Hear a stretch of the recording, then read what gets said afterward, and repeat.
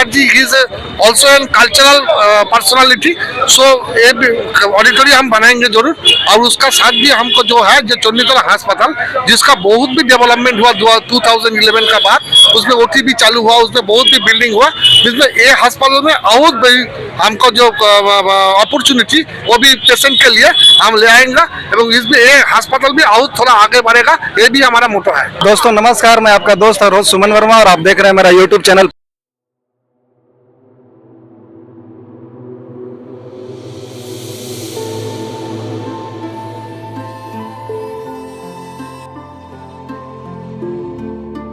पूरे पश्चिम बंगाल में 8 जुलाई को होने वाला, और इसी मुद्दे पर आज यहाँ पर स्थानीय सांसद कल्याण बनर्जी भी आए हुए थे, या उनके साथ जो उनके प्रार्थी थे, उम्मीदवार थे डॉक्टर सुबोध मुखर्जी भी उतर हुआ है कि ममता बनर्जी खुद पंचायत इलेक्शन में उतर कर प्रचार कर रही है। इसका क्या कारण है? दादा, पहली बार 14 साल में ऐसा पहली बार हुआ कि ममता बनर्जी पंचायत चुनाव में खुद चुनाव प्रचार कर रही है। ऐसा क्यों उनको उतरना पड़ा? क्या लग रहा है? ये तो अलग बात। ममता बनर्जी एक मैं छवि और त्रिपुरा में इलेक्शन में गया, अदर्स प्रोविंस का इलेक्शन में गया, इसमें कोई बात नहीं है। ममता बनर्जी आएगा तो हमका inspiration, he is our inspiration. So why she will not come? So आएगा, जब ममता बनर्जी आएगा तो 100 में 100 हो जाएगा। तो जब भी हमारा जो सेनापति है, जो हमारा सर्वभारतीय तृणमूल कांग्रेस का जो जनरल सेक्रेटरी है अभिषेक बंदोपाध्याय, वो भी आएगा तो हमें 100 में 100 हो जाएगा।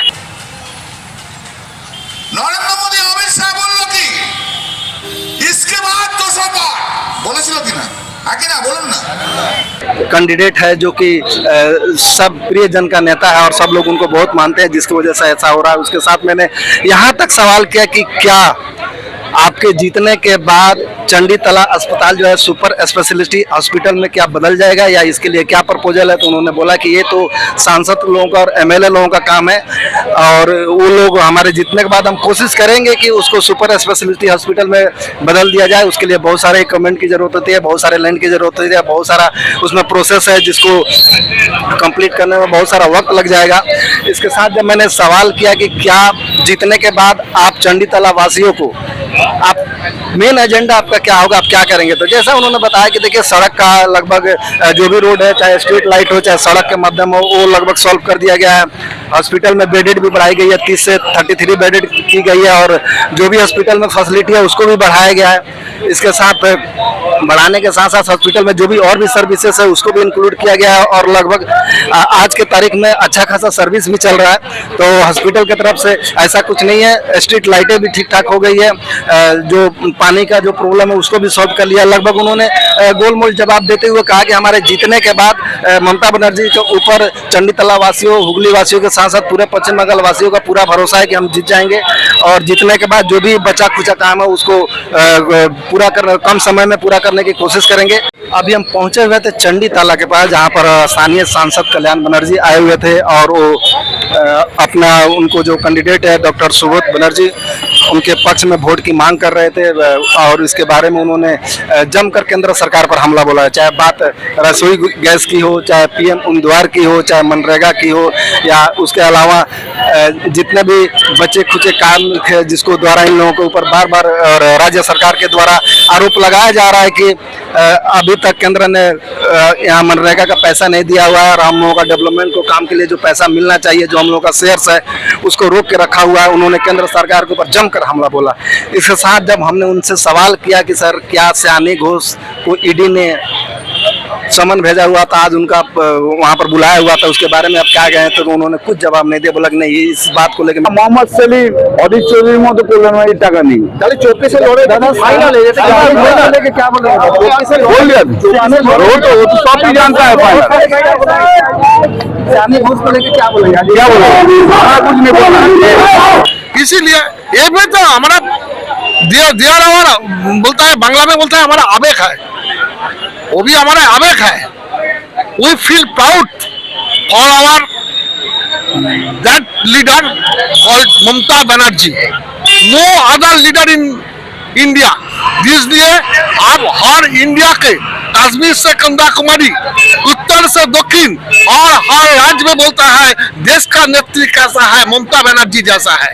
एक ही आदमी है जो 2024 में ये अगणतांत्रिक सरकार, स्वैरतांत्रिक सरकार, सांप्रदायिक सरकार का साथ लड़ेंगे।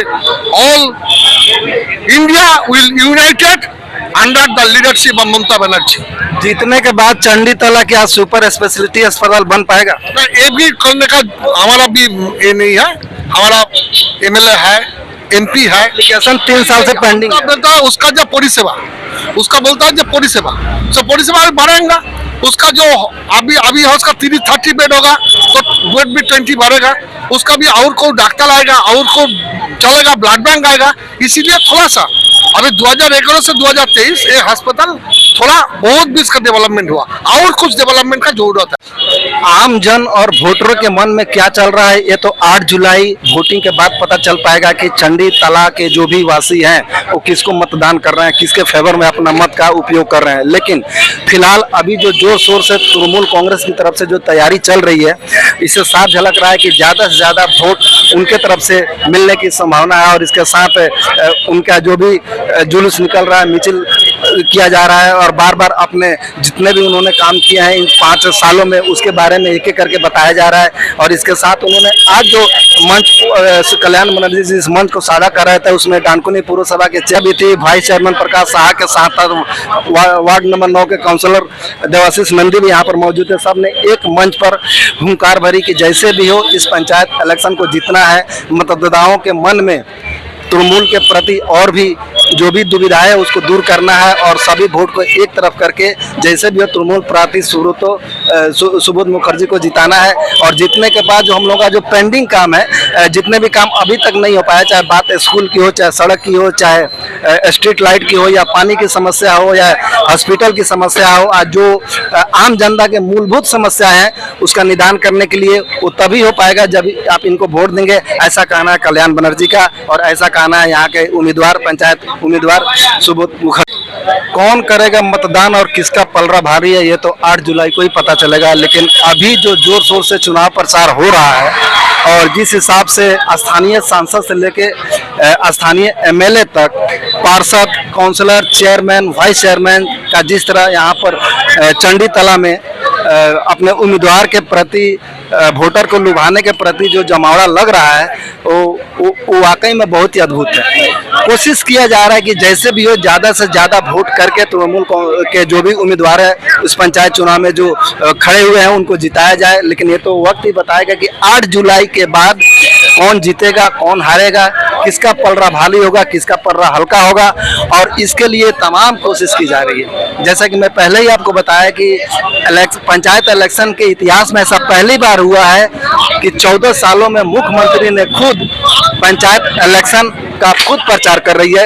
ये बहुत ही बड़ी चीज़ है। अब देखना ये है कि उनका प्रचार का जो तरीका है, जगह जगह उम्मीदवारों के पक्ष में जो प्रचार कर रही है, चाहे बात अभिषेक बनर्जी का हो या ममता बनर्जी का हो, वो 8 जुलाई के बाद कितना रंग लाएगा ये तो वक्त ही बताएगा। लेकिन जिस हिसाब से जोर शोर से जो भी तृणमूल कांग्रेस के जो भी सांसद है, स्थानीय पार्षद है, यहाँ तक कि मुख्यमंत्री है, जो जितना भी जोर शोर लगा रही हैं, इससे तो लग रहा है कि हाँ जो भी वोटर है उनके मन में प्रति उनके प्रति बहुत ही ज़्यादा सद्भावना का बात निकल के आ रही है। और इसके साथ हम आपको ये भी बता रहे हैं कि जिस हिसाब से यहाँ पर डॉक्टर सुबोध मुखर्जी की बात की चल रही है, उसको देखना ये है कि क्या सुबोध मुखर्जी यहाँ पर चंडी तला वासियों का मन को जीत पाएंगे कि नहीं, वोटर को लुभा पाएंगे कि नहीं, और जो उन्होंने वोटर के साथ जो वादा किया है उसको कंप्लीट कर पाएंगे कि नहीं, ये तो जीतने के बाद बताएगा। लेकिन फिलहाल जो उन्होंने अभी दूसरी बार जो पंचायत चुनाव में जो अपना ताल ठोका है और जिन एजेंडों को लेकर ताल ठोका है